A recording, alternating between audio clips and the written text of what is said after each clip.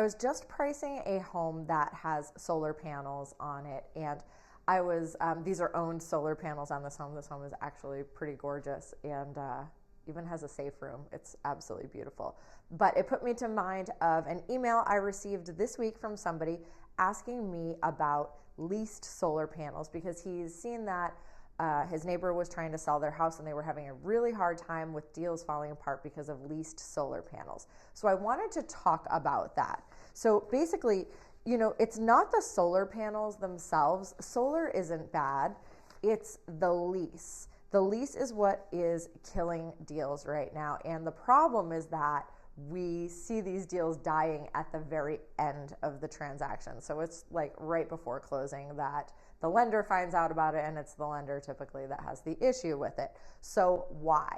Why the lender has an issue is because the lease is a third-party agreement. It's a long-term contract, and especially with FHA and VA loans, they require lease subordination, which means that the lender gets paid first, the lease gets paid second.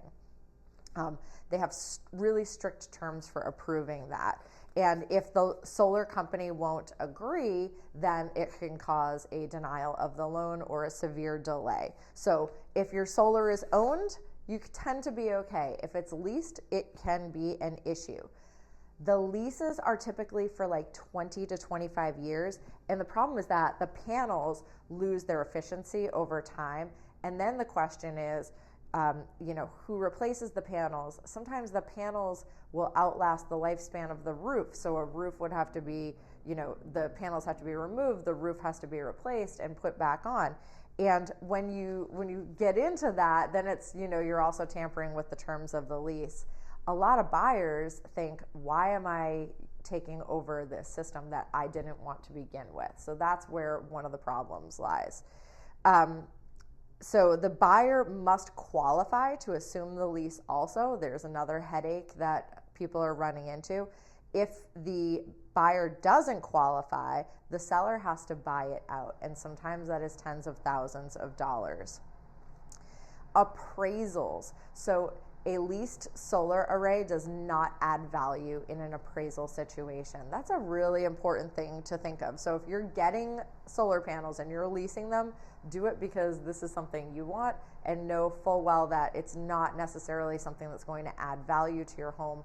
An owned solar panel can be an asset, but leased is a different story. So the appraisers don't really think that the savings that a leased panel provides actually adds value. So we talked about lien subordination. It can cause closing delays. And then, yeah, insurance is another aspect of it that tends to be a problem. So getting insurance with that leased array can be an issue. If you are thinking about selling or buying, this is definitely a conversation that you want to have before you go under contract. If you're selling your house, this is one of the first things you want to tell your agent. You want to make sure you work with an agent who has experience in this, or at least is willing to do the work to learn about it.